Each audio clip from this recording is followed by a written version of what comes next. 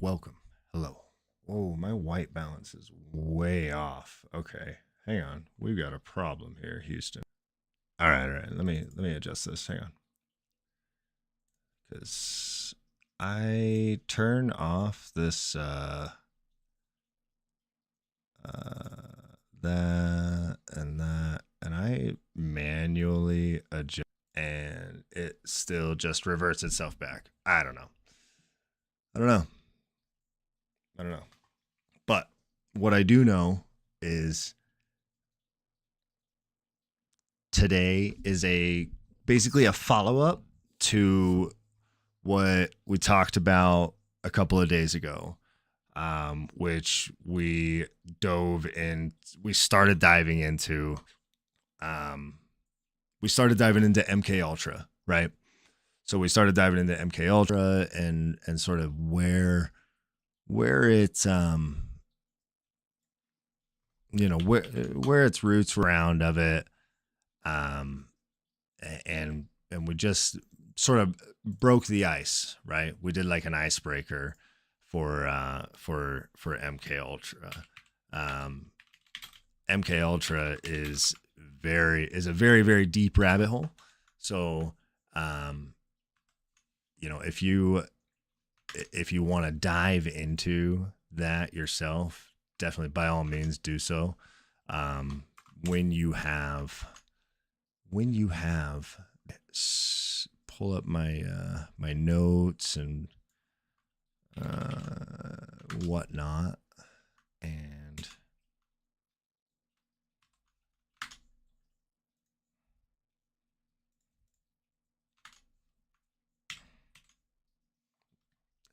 there we go. Okay. All right. So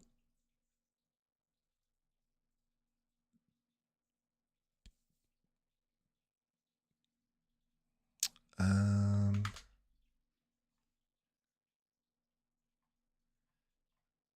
think this is the one that I was working on, right?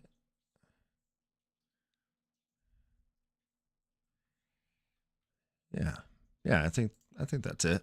I think that's it. Sorry, this is obviously a professional. So,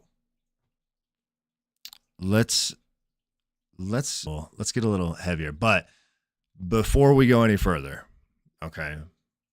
I I want to reset expectations. Um because I want you guys to know that this is not going to be flashy. There's no like jump scares here. There's no like spooky music, no what ifs. This is going to be just a conversation about what actually happened, what it did to people, and you might think, hey, this doesn't really pertain to me. This is, 50, 60, 70 years ago, but it still matters to you sitting wherever you're sitting right now, thinking, man, this is some heavy shit. Good. You should feel that. You should feel that. It should feel that way. Because MK Ultra was not a failure. It was simply a lesson, right? And the federal government, they are terrible at doing the job that we hire them to do, but they are very good at remembering lessons.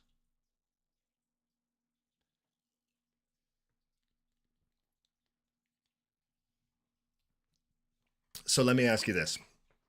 When you hear MK Ultra subject, right? Or the MK Ultra subject, or you hear MK Ultra subject or a subject of MK Ultra, right? What do you picture? Someone anonymous, someone that is they existed, but not really in your life, right? Um, but let's not be so quick to forget that these were people who had families, they had jobs, they had lives. Some of the subjects of MKUltra checked themselves into hospitals because they trusted doctors. Some of them were soldiers who trusted the government. Some were prisoners who trusted a deal. And that trust was extorted and used against them. Now, just pause with me for a second. Imagine this. You wake up one day and you realize that your thoughts aren't they're not really lining up anymore. Like your memory just feels unreliable. You don't trust your reactions, and you really don't trust yourself. And nobody in your life, nobody around you, close to you, no one explains why. That's not an experiment. That's psychological demolition. And here's the part that never gets emphasized enough. When these people broke, the government didn't follow up. They didn't study the damage. They didn't help them recover. These people were discarded. Now, let me ask you another question. But don't answer this one out loud. Don't answer this one out loud. Just sit with it. If the state is willing to permanently damage its own citizens in secret, what does citizenship actually protect you from? Truly. What does it protect you from? What does it do for us actually?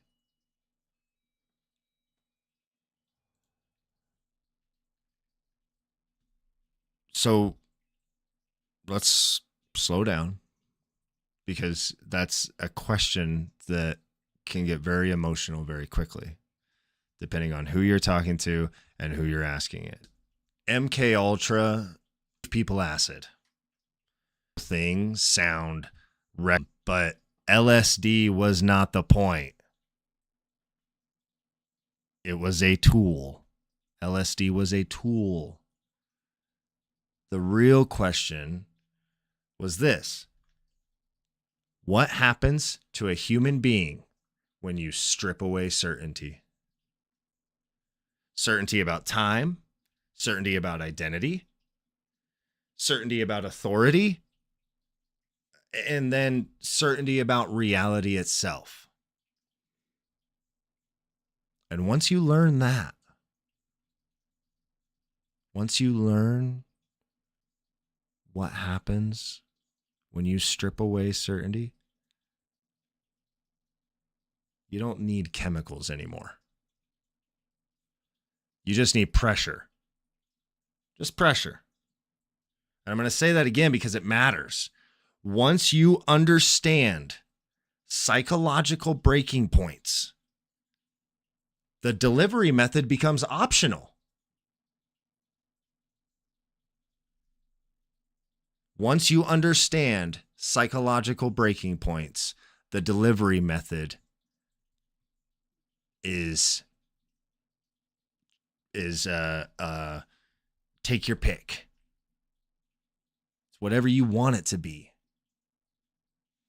in whatever form once you figure that out, now I can already hear objections in my brain, and I know how a lot of them go, right? Oh, well, that was the Cold War. They were scared. Or oh, it was a different time, it was a different time back then. Um but I want to respond to all of that in the same way that power responds to basically everything. The same way that it responds. Fear doesn't excuse absence. Fear doesn't excuse absence. It enables it. Every overreach in history starts with urgency. Every atrocity wears the costume of necessity. And if you believe governments grow more ethical under fear, history has some bad fucking news for you.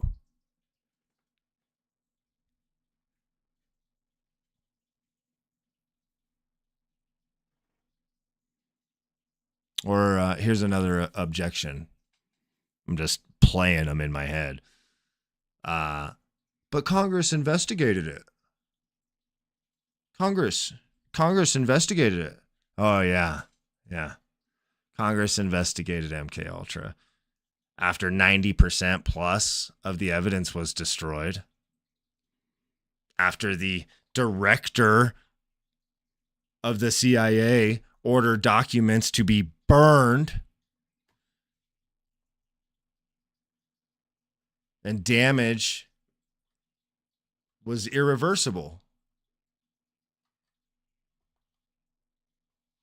It was irreversible. That's not oversight. That is damage control. Plain and simple. That's damage control. And here's the part that most people miss. MKUltra, that taught the intelligence community several things that actually worked. Several things that worked. I'm sorry, I didn't know that bottle was right there in everybody's face. My bad. My apologies there. Like I said, professional operation. But MKUltra taught the intelligence community that people will comply faster when disoriented. Authority suppresses moral resistance.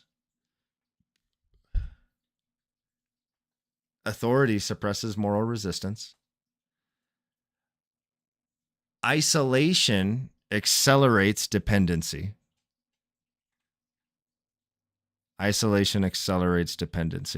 Let me, say that again. Repetition rewires belief. That's been known in the psychological world for a long time. It's just a matter of applying it in that way. And fear narrows critical thinking. Fear makes people make decisions that would not seem normal for them to make from the outsider looking in. So thinking about those things that thinking about those things that I just said, does any of that sound obsolete to you? Seriously, does any of that sound obsolete to you? Or does it sound like the foundation of modern psychological strategy? Because once those principles were learned, they didn't need to be written down anymore. They literally became instinct. They became second nature. The intelligence community, these things are embedded into everything that they do, not just some of the things that they do. Once they figured out that shit, they put it into everything. Everything. So what I want to do now is I'm going to bring this uncomfortably close to home for you. Okay. You wake up. Your phone is already buzzing. Alerts, crisis, outrage, breaking news. CNN, of course, says one thing. Fox News says another thing, right? Conflicting narratives. Zero resolution. And by the time you've had coffee, your nervous system is already lit up.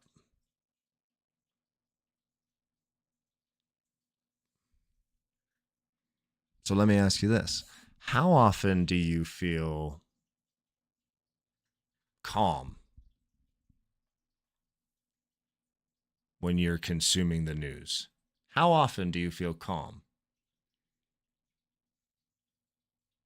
when you're consuming news or the entertainment programming that's called news in America? How often do you feel clarity? How often do you feel grounded after that report is over?